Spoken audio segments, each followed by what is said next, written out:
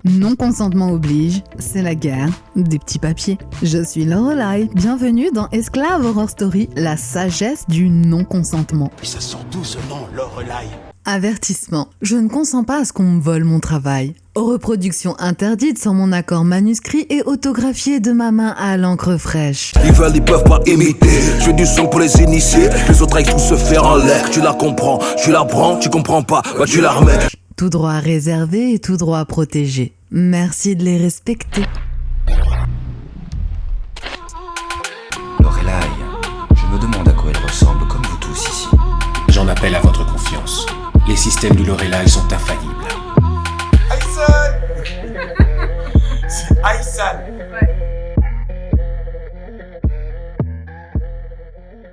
Champ de lésion, cogne la censure, c'est mon art martial. Pourquoi arrondir les angles quand je peux faire ça? Salam mes guerriers au petit papier. Installe-toi bien sur ta chaise, parce que tu risques de tomber. Alors aujourd'hui, je vais te raconter une histoire digne d'un film rocambolesque d'ectoplasme tourné au pays du mensonge. Chaque jour qu'on dort, qu'on se réveille, il y a de nouveaux dossiers.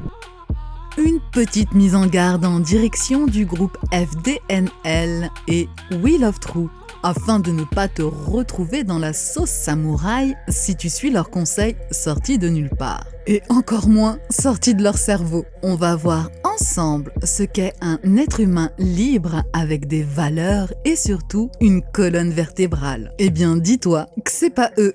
Regardez-moi, photocopie d'homme, photocopie d'homme, photocopie d'homme. Quand on dit garçon, quand on dit homme là, toi tu n'es même pas, c'est-à-dire que vous n'êtes même pas dans cette catégorie là. Photocopie d'homme. Vous croyez où? Vous croyez où?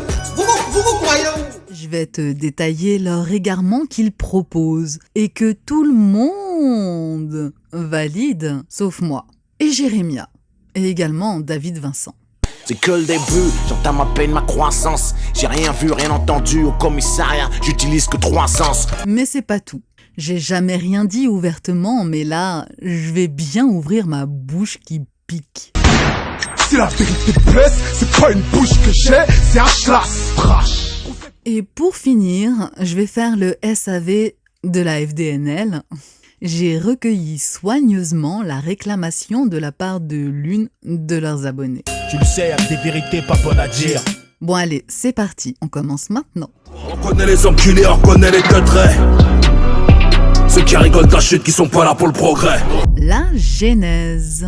On va remonter la genèse de mon contentieux avec eux pour que tu comprennes bien. Oui, c'est très important. Donc, il y a de cela plusieurs lunes, j'ai vu que le télégramme de Wheel of True uploadait mes travaux sans m'avoir demandé l'autorisation. Est-ce qu'ils m'ont payé mes droits de productrice exécutive, mes droits d'auteur, mes droits de diffusion, mes droits d'exploitation? Non, ça s'appelle de la spoliation et du viol. Bon, déjà tu vois, ça énerve. Ils veulent, ils peuvent pas imiter. Et le jour où je ramène ma fraise en mettant le lien vers mon laboratoire d'autodéfense judiciaire, Esclave Horror Story. Ping. Lorelai. esclavehorrorstory.fr pour que leurs abonnés aillent plus loin sur le sujet. Imagine-toi qu'ils ont eu le culot de me bannir injustement. Des serial bannisseurs. Trop c'est trop. On peut pas accepter. On peut pas accepter ça. Déjà, tu vois à qui t'as affaire là. Tu me la feras pas, on sait qui t'es. Quant à la FDNL, c'est pareil. En vrai, tu sais jamais sur quel pied danser. Et comme ce bâtard, j'y parle des ossés. Obligé de te bosser ou bien de te grosser. Comme ce bâtard, j'y parle des ossés. T'as aucune famille, aucun maître à penser. Et comme ce bâtard, j'y parle des ossés. Tu mérites d'être défoncé ou jeté dans le fossé. Comme ce bâtard, j'y parle des ossés. Ça prend mes vidéos réservées à mes guerriers au petit papier, puis ça me bannit le jour où je viens réclamer des comptes quand j'apprends qu'ils m'inventent une vie. Ils mentent sur moi. Tout ça là, tous ces gens-là, ils sont arrivés il y a 2 minutes, ces fausses photocopies de moi made in Taïwan. J'ai déjà pris de l'avance, on me dit de garder mon calme. Une baffe dans ta gueule pour que tu ravales tes larmes. Je suis là, à vouloir réveiller les meutes de leur léthargie depuis 11 ans. Je dénonce le système depuis la vie est brutale. Un pays gouverné par des banquiers. Le sourire sur le visage des rentiers. Eux, tu sais pas qui c'est, on les connaît pas. Ils ont pas de face. Ils connaissent rien de la rue, perdent de couilles quand y'a grabuge. Les enculés tiennent pas la route, même ton dealer est à la fuite. Ça prend le travail des gens, ça ne produit rien. Je suis le détecteur pour les gars qui mentent, les rumeurs qui les alimentent. Rien à foutre de leur alliance, ils veulent savoir ce qu'on manigance, savoir ce qui sort, savoir ce qui rentre. Puis, ça en fait une chouchouka. Salade tomate oignon si tu préfères. Incroyable ce qu'ils proposent que tu fasses. Et si je ne t'en ai pas parlé pendant 3 ans, c'est que c'est un chemin dangereux, oui, un chemin qui n'est pas du tout le chemin droit. Je peux te dire qu'à l'époque, on s'est bien creusé la tête à retourner le truc dans tous les sens. J'ai juré la main sur le cœur de faire honneur et le faire proprement. Eh bien, tu sais quoi? Ça marche pas, ça matche pas. Donc tout ça pour ça. Non, ça marche pas d'utiliser la sûreté de sa personne avec des faux chèques qui ne contiennent aucune mention d'un vrai chèque. Oui, parce que tu peux faire un chèque relié à ton compte bancaire, même sur du papier toilette. Si, non. Je pousse l'analogie un peu loin, mais en vrai, le chèque sur papier libre est un titre de paiement légal, validé par la jurisprudence. Toutefois, cette validité est subordonnée au fait qu'il reprenne toutes les informations légales figurant sur un chèque conventionnel et qu'il soit rédigé sur un support approprié à son encaissement. C'est le décret-loi du 30 octobre 1935 unifiant le droit en matière de chèques qui autorise les particuliers à émettre des chèques sur papier libre à condition qu'ils aient ouvert un compte bancaire chez les usuriers. Te voilà avisé. La FDNL propose que tu fabriques ton propre chèque. Mais là où c'est de l'escroquerie, c'est leur façon, qui ne tient sur rien, de trouver les mentions légales pour que tu remplisses ton chèque vacances. Ton chèque vacances en prison. Tu la comprends, tu la prends, tu comprends pas, bah tu la remets. Tu la comprends, tu la prends, tu comprends pas, bah tu la remets. Bon, c'est l'heure que tu sortes le papier et stylo. J'ai préparé ça bien pour toi. Je vais te décrypter leur méthode d'ignorant, dénuée de réflexion. Leur méthode de bonne vache dans le pré, qui broute tout ce qui traîne sur le net, sans vérifier d'où ça vient, ni le comment, le pourquoi. Bref, ça suit le troupeau. Et ce qui m'énerve le plus, c'est que ça égare les gens. Donc, selon la FDNL, tu peux trouver ton numéro de compte bancaire de sûreté de la Banque de France en employant cette technique d'imbéciles qui ne réfléchissent pas. Voyons ça ensemble. Averse ton balle en direction de ton carrosse. Oh, pourquoi tu galopes? L'addition est salée, t'as encore fait ta salope. Après avoir bien gras, il faut bien payer sa note. Comment trouver l'IBAN? International Bank Account Number. Donc la partie du numéro de sécurité sociale à utiliser. Donc alors, ils t'ont fait un petit schéma. 1. Tu enlèves les 5 derniers chiffres en rouge dans l'exemple. Je rappelle qu'un numéro de sécurité sociale est composé de cette façon. Le sexe, l'année de naissance, le mois de naissance, le département de naissance, le code commune, le numéro d'ordre et la clé. C'est très important que tu saches comment se compose un numéro de sécurité sociale parce que l'AFDNL, relayée par We Love True, te propose de retirer les 5 derniers chiffres qui sont le numéro d'ordre et la clé. Super, Michel, super. Mais moi, j'ai une question pour eux qui anéantit en 2 secondes leur méthode de gastéropode. Yo les gars, comment font les jumeaux? Hein? Tu t'es pas dit dans ton abyssale ignorance que les jumeaux ont leur numéro de sécurité sociale identique et qu'il n'y a que le numéro d'ordre qui change. C'est ce numéro qui différencie les jumeaux. Tu la comprends, tu la prends, tu comprends pas, bah tu la remets. Tu la comprends, tu la prends, tu comprends pas, bah tu la remets. Bon, apparemment, ils sont passés à côté. Hein. Ces déchets des réseaux sociaux. T'as capté? Bon. On continue dans le monde des dénués d'intelligence. Alors, leur point numéro 2. À la pompe à diesel, on est à court. Ils disent d'ajouter un 0 au début. Ah mais non. Et pourquoi pas un 1, vu qu'on est dans un système binaire?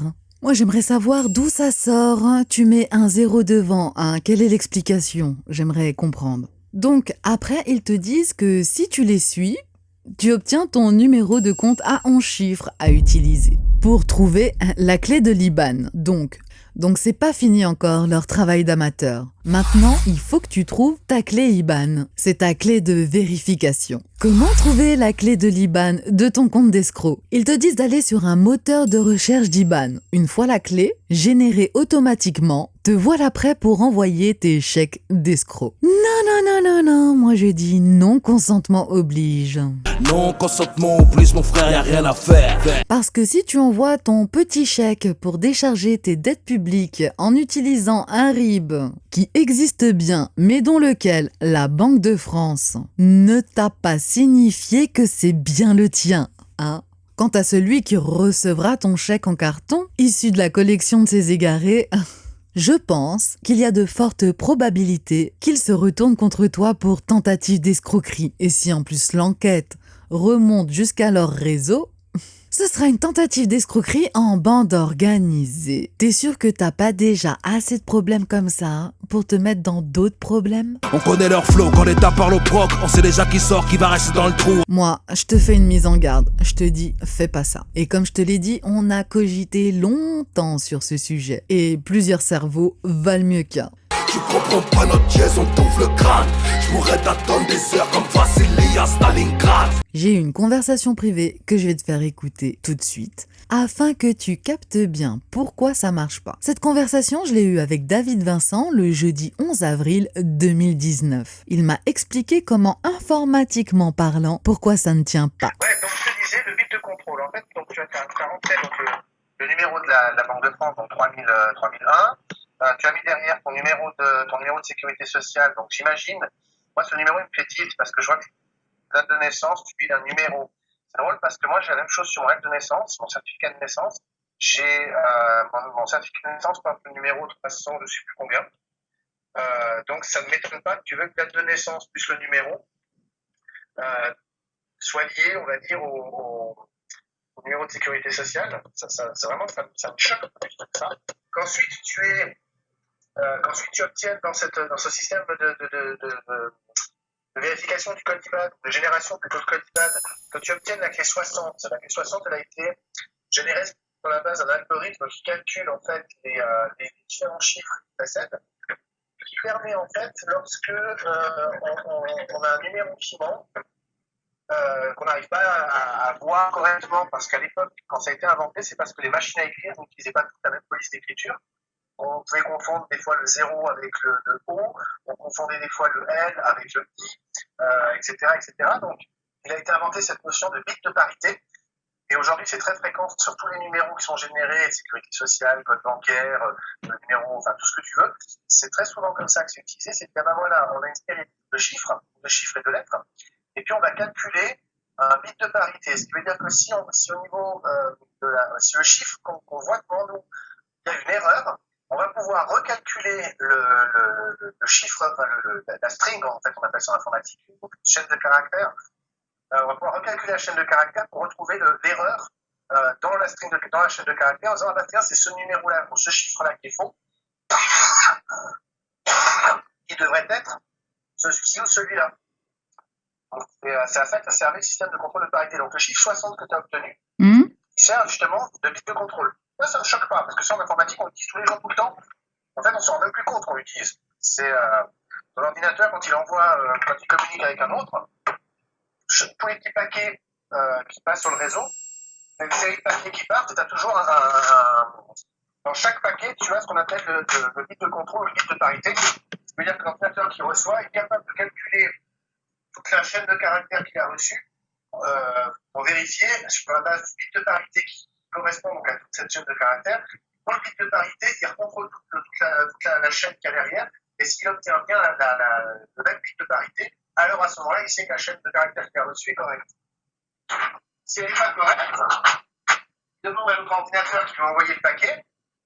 Imagine vraiment des paquets cadeaux. Hein. Non, mais en fait, le truc, c'est que là, tu vois, là, ça y est, tu m'as perdu, en fait. David. Oh, le paquet numéro machin, il est arrivé, il est faux, redonne-le-moi. Tu m'as perdu, en fait. Ouais, je sais. L'algorithme, c'est normal. Là, j'ai essayé, mais moi, il m'a fait la clé RIB 60. Oui. Alors, la série 60, en fait, tu prends toute la chaîne de caractères qui est avant le 60, FR, 3001, je sais pas quoi, etc., etc. D'accord? Cette chaîne de caractères-là, imagine-toi que tu la passes dans un algorithme qui va te donner un résultat. D'accord? Ouais, mais l'algorithme, il y a quoi dedans? Enfin, comment il fait ses calculs, en fait? C'est ça l'idée. Ouais, voilà. C'est une formule mathématique. Voilà. Donc, imagine que tu as cette chaîne de caractères et à la fin, tu as le numéro 60. Imagine que maintenant, tu prennes cette chaîne de caractères complète avec 60 et tu me l'envoies. D'accord? Ouais. Or, manque de bol, le courrier est tombé dans l'eau. Et moi, quand je le reçois et que je l'ouvre, il manque des numéros. D'accord. Ok? Les numéros qui ont disparu. D'accord. Le numéro 60, si je vois que les numéros ont un peu disparu et que j'essaie de les reconstruire, parce que je les vois encore un peu, je vais être capable, en me servant du même algorithme, de dire, voilà, moi j'ai reconstitué je pense que les bons numéros sont ceux-là, la bonne chaîne de caractères c'est ça, et ce que je vais faire, c'est que je vais me servir du 60 pour contrôler que la reconstitution que j'ai faite, elle est correcte. Si elle n'est pas correcte... Et pourquoi pas 52? Si je passe la chaîne de caractères, si je passe la chaîne de caractères et que je n'obtiens pas 60, alors ma chaîne de caractères est fausse. D'accord. C'est juste un système de contrôle, c'est que ça. Non, mais donc tout est égal à 60, en fait. C'est ça? Non, pas tout est égal à 60. Absolument pas. Absolument pas. Absolument pas. Tout change. Tu as une virgule et tu as un autre type de parité. Tu as un autre résultat. Je vais montrer donc ça pour accéder à ton compte de Banque de France théorique. Voilà. Comment je te disais, donc ce numéro il est valide, ça ne veut pas dire que le compte en question existe. Ça veut pas dire... Mais comment il peut être valide et ne pas exister? Ah oui, d'accord, ok, j'ai compris. Et oui, parce que si les numéros, c'est ça, si les numéros en question, parce que ces numéros sont standardisés maintenant, c'est les numéros IBAN, comme ils appellent ça, donc c'est Interbanking Account Number. Donc, c'est-à-dire que les banques, elles font plus comme à l'époque, c'est-à-dire 78, 78 en Chine française. T'as eu le même âge que ma femme, d'ailleurs. Qu'est-ce que je disais? Oui, le numéro à l'époque, moi j'avais un compte en banque dans la première banque dans laquelle j'étais client quand j'étais adolescent ou gamin. J'avais un numéro de compte, j'avais retrouvé une carte il y a quelques années en arrière. J'avais un numéro de compte vraiment à la con par rapport à ce qu'on a aujourd'hui, si tu veux. Quand ils ont installé ces systèmes justement de numéros de banque, de comptes bancaires qui sont standardisés, le fameux IBAN, c'est international. Donc pour que ça colle, pour que tout le monde puisse avoir le même numéro, enfin la même forme de numéro, il faut qu'ils posent un standard au niveau de la méthode d'établissement du numéro en question. Donc que tu ailles aux États-Unis, au Japon, en France ou en Suisse, ils vont tous te demander l'information pour les inviter, pour les rentrer dans un système qui, lui, sur la base de ces informations, va te calculer les numéros de compte qu'ils doivent ouvrir. C'est ça que je comprends. Donc, ça ne veut pas dire que parce que tu as obtenu un numéro, toi, en faisant la mécanique, que ce compte-là, il existe. Ça veut juste dire que si tu allais demain ouvrir un compte à la Banque de France, ou si la Banque de France a un compte ouvert à ton nom, il aurait ce numéro. Alors, la question, c'est est-ce qu'il existe? Donc ça, c'est la question que peut poser la Banque de France. Donc, la question, là, c'est, parce qu'eux, ils te disent non, ça n'existe pas, c'est une succursale, ils te disent ça. Donc là, je leur demande, qui est le bénéficiaire de ce compte? C'est ça? Tout simplement? Il faut y faire un courrier relativement diplomatique dans lequel il faut que tu inscrives le fait que tu sais, tu es au courant, donc notamment la sûreté de la personne, définition juridique de la sûreté, etc., que tu as pu vérifier que la possibilité qu'un compte portant ce numéro-là existerait, le numéro en tout cas serait valide. Est-ce que ce compte existe effectivement à la Banque de France? Et dans ce cas, si la réponse est oui, donc il faudrait que tu fournisses à mon avis aussi ton numéro de sécurité sociale et ton acte de naissance dans le courrier. Et dans ce cas-là, tu pourrais leur demander si effectivement ce numéro de compte existe et est-ce qu'il te permet donc de décharger une dette publique comme le permet la sûreté de la personne au regard de la déclaration universelle des droits de l'homme et du citoyen de ces droits. C'est un courrier très poli, très diplomatique, très administratif, tu vois, très très droit, et tu as la réponse. Et si tu n'as pas de réponse dans les 2 mois, parce qu'ils vont avoir 2 mois pour répondre, tu leur mets bien qu'en plus tu n'as pas de réponse dans un délai imparti. Si tu n'as pas de réponse dans le délai imparti, qu'est-ce que tu fais? Tu renvoies un courrier en disant que le courrier précédent étant resté sans réponse, qui ne consent, y a une façon de le dire, mais qui ne dit mon consent. Il y a une façon de le dire administrativement parlant. Donc, tu es en droit de suspecter que ce compte effectivement existe et que il est capable de décharger. Donc là, tu lui poser la question, tu es dans l'affirmation et tu leur laisses de nouveau un certain nombre de jours pour démentir. Et si au bout d'un certain nombre de jours, ils n'ont pas démenti, eh ben dans ce cas, tu renvoies de nouveau un courrier avec tu envoies un avis en disant, au vu de vos silences précédents, je vous dis que votre silence me confirme que et crac, et tu gardes la copie de tout ça. Et comme ça, toi derrière, tu pourras après dire aux uns et aux autres, aux uns aux je change complètement le RIB, le truc machin, et puis je change et puis je fais tirer le compte, enfin je fais tirer l'argent sur le compte numéro FR 3001, je sais plus combien, 60 à la fin. Voilà. Est-ce que c'est plus clair pour toi? J'ai pas fait de courrier à la Banque de France pour leur demander si j'étais bien le titulaire du compte que j'avais trouvé. Parce qu'après avoir demandé à mes jumelles leur numéro de sécurité sociale, ouais, j'ai des amis, ce sont des jumelles. Donc j'ai vu avec mes yeux, j'ai vérifié qu'il ne peut pas avoir un seul compte de sûreté de la personne pour 2 personnalités juridiques. Game over. J'ai même pas jugé ça digne de t'en parler, mais apparemment j'aurais dû, vu le nombre de gens à qui j'ai parlé qui sont dans cette fausse croyance et qui vont se retrouver dans la sauce de l'entreprise République française s'ils appliquent la méthode FDNL. Et comment je sais que les gens ont kiffé leur méthode? Eh bien, figure-toi que samedi 26, ils organisaient une réunion de rencontre pour les chercheurs de vérité qui veulent délier les jougs de l'esclavage. Il y a un de mes abonnés qui a voulu que je vienne. Je sais pas. Ouais, je sais pas si j'ai du temps à leur consacrer ou pas. Mais après réflexion, je me suis dit pourquoi pas. Comme ça, on va régler les comptes, les yeux dans les yeux. Seul contre tous, je baisse tous. Donc on y va. Trop la dalle, je pointe pile à l'heure. Du sang, des larmes, de l'encre et de la sueur. Je vois une quinzaine de gens assis sur un morceau de pelouse pas verte, délabré, sous un arbre à pigeons. Ouais. Tu sais, les pigeons, ils faisaient caca. Et tout ça juste à côté des toilettes. Au Trocadéro, voilà. Tu vois un petit peu le tableau? Donc, on s'attendait à être accueillis par le maître de cérémonie qui a organisé les festivités. Les festivités près des toilettes publiques. Mais en fait, non. J'ai vu personne revendiquant ce titre. Mais moi, je m'attendais à quoi avec ces photocopies d'hommes? Regardez-moi ces microbes des réseaux sociaux, photocopies d'hommes.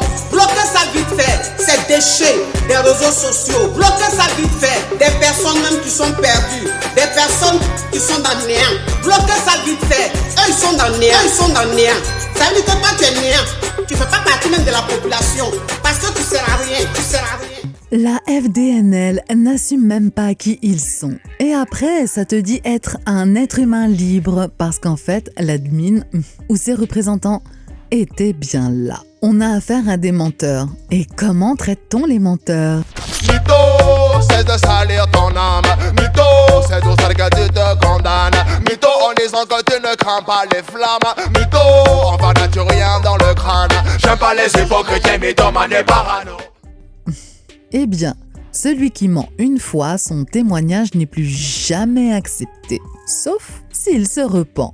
Oui, c'est important d'avoir une parole qui a de la valeur. Un soldat reste un soldat, un tocard reste un tocard. C'est d'autant plus important lorsque l'on parle fraude et que l'on souhaite sortir du mensonge pour créer un monde parallèle de vérité, de miséricorde et d'unité. Donc, ces menteurs spoliateurs, sans face ni colonne vertébrale, étaient bien là. Le plus marrant, qui n'a pas fait rigoler les gens concernés, c'est qu'il y a des gens venus de très très loin dans la France. Eh bien, figure-toi que l'administrateur les a bannis. Oui, il a banni les gens inscrits de son propre groupe qui a participé aux festivités. Ça te montre la petitesse de l'âme. Des égarés qui n'ont pas de face et qui égarent les gens. Oui, on n'a jamais vu sa face. Non, non, poto t'as grandi en Ardèche. Tu n'assumes pas ton adresse. Tu n'assumes pas ton adresse. T'en as fait ton fonds de commerce. Et pour en parler avec moi, j'ai une ex-abonnée bannie de leur groupe qui va te raconter sa version de l'histoire. Moi, j'étais très contente de te rencontrer hier, au pique-nique à côté des toilettes au Trocadéro. C'était un plaisir également. Au pique-nique organisé par l'Ectoplasme de FDNL, qu'on n'a jamais vu, hein, l'administrateur. Donc, en fait, il a ramené plein de gens de loin, et en fait, il n'était pas là. C'est ça. Donc, qu'est-ce que t'en penses de ce comportement ? Dans l'immédiat, franchement, ça m'a pas trop gêné parce qu'on était un bon petit groupe de 15 et voilà, j'ai vu ça un petit peu comme un jeu, tu sais, en mode mais qui oui, Jean-Michel, quoi, tu vois. Ah, qui est qui ? Qui est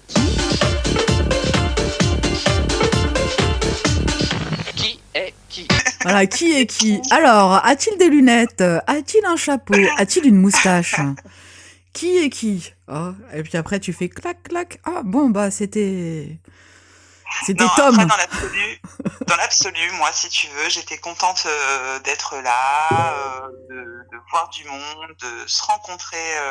De vivre le moment présent. Voilà, vivre le moment présent et avec ce petit groupe qui était super sympathique, quoi, des gens un peu conscients, éveillés, qui ont envie de sortir de ce monde de mensonges. Voilà, ce monde de mensonges. Et si tu veux, c'est là où j'ai tiqué, c'est vraiment au moment où je me suis aperçue, en regardant justement sur le groupe de la rencontre, et également le groupe du chat de la fraude du non légal, la FDNL, c'est là où je me suis aperçue que j'avais été bannie, que j'ai été éjectée du groupe. Oh. Et là, ouais, effectivement, j'ai commencé à voir rouge. C'est-à-dire, en fait, le mec, il a le culot de te bannir en étant à côté de toi. C'est ça que tu m'expliques. C'est ça. La FDNL, hein. Ouais.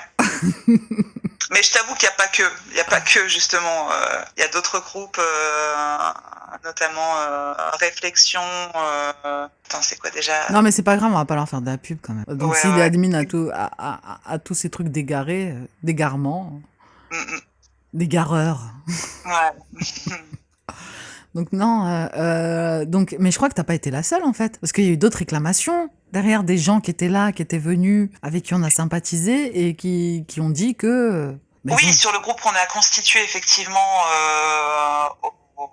hier après-midi, effectivement, donc j'ai fait part du fait que j'avais été bannie, éjectée, et il y en a qui ont regardé et qui, pareil, ils se sont fait bannir également, quoi. Où le gars, il ment comme ça, il était là, et il assume pas qui il est en tant qu'être humain. Et donc, il nous ment, il nous balade. Bah, c'est vrai. C'est quand même un peu culotté, quand même, tout ça, non ? Non, c'est gonflé, quand même. C'est gonflé. Donc, les gens qui sont venus chercher la vérité auprès d'un menteur, non mais lol, quoi, tu vois. Oui, c'est vrai que ce côté-là est un peu frustrant, du coup, pour moi, aujourd'hui, en fait, parce que bon, hier, comme je te dis, sur le coup, ça m'a pas gêné parce que voilà, j'étais dans le moment présent, on a partagé un très bon moment et tout, on a continué le soir au resto avec à 4 et tout, enfin c'était chouette, voilà, j'ai passé un bon moment vraiment. En revanche, c'est vrai qu'avec du recul, je me dis non, c'est vrai, il y a quand même un souci, c'est comment bâtir en fait sur la vérité à partir d'un mensonge en fait. Et là, pour le coup, c'est ça qui me gêne un peu plus, quoi. C'est ça. Si la fondation, elle est déjà sur un mensonge, l'arbre, il va pousser comment ? Tu vois ? Donc, mais surtout, ça assume pas qui il est, tu vois ? Ouais, c'est ça. Ça parle ça veut mettre à jour la vérité en te parlant du mensonge, mais en même temps, voilà, derrière, il y a rien. Il y a personne, donc je me pose des questions. Ben moi, je me pose aussi des questions si on n'est pas tombé dans un guet-apens. C'est une probabilité, effectivement. Ça m'est passé dans l'esprit, dans nos petits esprits parano que génèrent un petit peu tous ces groupes Telegram, Facebook et compagnie que génèrent en général les réseaux sociaux. Ouais, parce que en fait, moi je me suis dit quoi? Je me suis dit ça c'est un guet-apens pour nous ficher en fait. C'est possible, tout est possible en réalité. Ouais. Donc du coup, tu vois, il laisse planer toutes ces doutes et ces incertitudes, tu vois, dans nos esprits en fait. C'est ça, c'est commencer à semer le doute, créer le doute dans la tête des gens. Alors certains le prennent différemment, en mode bon bah voilà, on est là, c'est pas grave. Alors je pense que d'un côté, j'en veux pas, tu vois, mon côté bisounours dit j'en veux pas directement à la personne parce qu'elle a certainement ses raisons. Si je reste, tu vois, en mode bisounours et en mode voilà, la personne est de bonne foi et mais comment tu peux être de bonne foi? Comment tu peux être de bonne foi si tu mens? Ça n'a pas de sens. Tu vois? Non, je comprends bien, c'est clair, mais après, tu connais pas le passé des gens, etc. Bah, après, mais non, ça c'est trouver des excuses pour le mensonge. S'il s'agit effectivement d'un guet-apens, là ouais, on est carrément dans un truc où c'est clair que c'est pas correct et enfin voilà, écoute, moi mon expérience en termes de fraude du non légal est très récente et je m'y intéresse et j'ai fait aucune démarche. Moi dans l'idée je trouve que c'est pertinent, etc. Après voilà, moi j'ai ma prudence et dans les faits effectivement j'avance à petits pas quoi. Parce que justement, où est la vérité? Bah en fait, faut aller parler avec des gens qui ont expérimenté les choses. Ça, je t'avoue, moi, mon expérience est trop récente pour.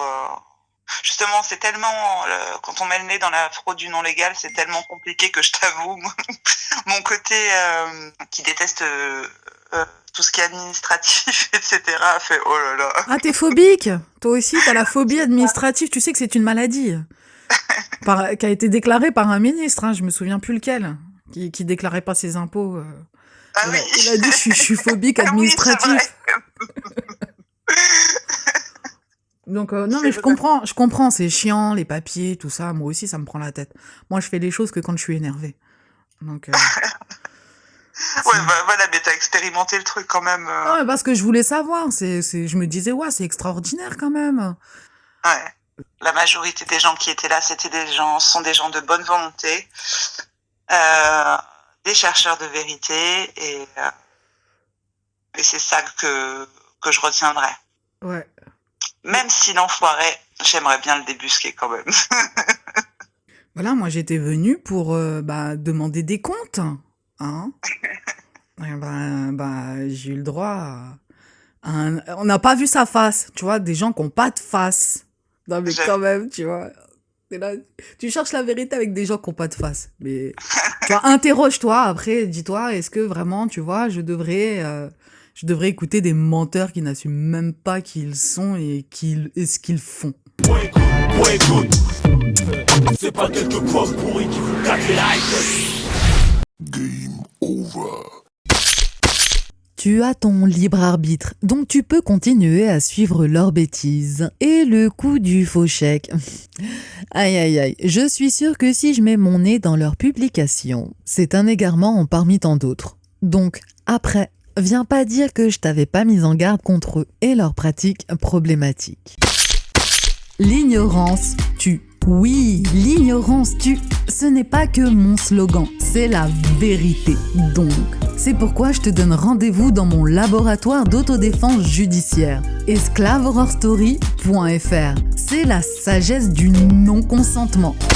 Et si tu aimes ce que je fabrique toute seule dans mon coin, et pour que je puisse continuer à investir autant de temps dans mes contenus, oui, parce que je suis indépendante, je fais tout toute seule. Si, je suis une équipe à moi toute seule, c'est ça que tu sais pas. N'hésite pas à me soutenir, le lien pour faire un don est dans la description. Et également sur la page d'accueil du laboratoire d'autodéfense judiciaire. À la pompe à diesel, on est à court. Cette émission est à présent terminée. Je te remercie infiniment pour ton attention. Je sais qu'elle est très difficile à capter. En principe, le temps de cerveau disponible est de 3 minutes. Donc si tu l'as regardé jusqu'à la fin, Barakallah au fik.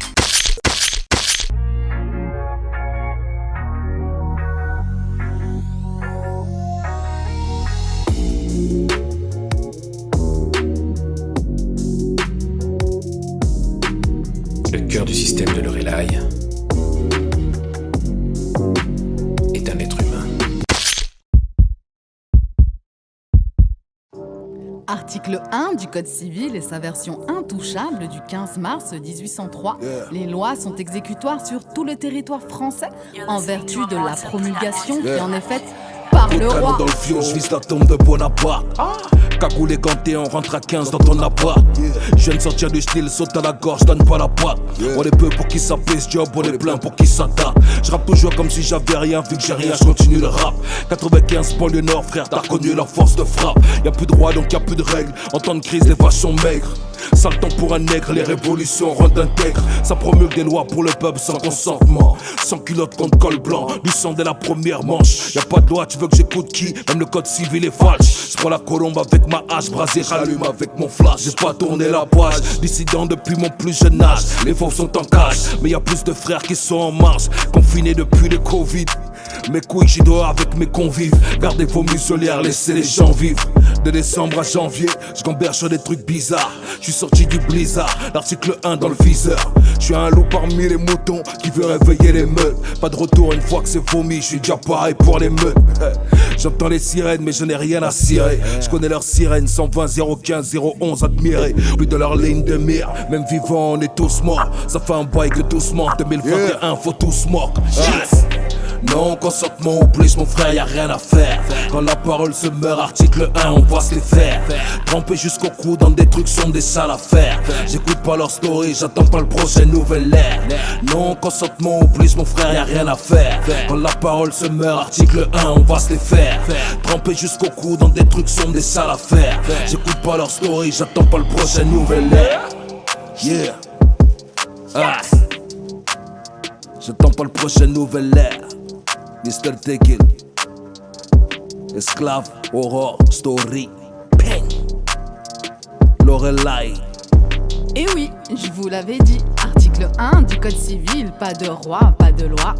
Non-consentement oblige, c'est la guerre des petits papiers.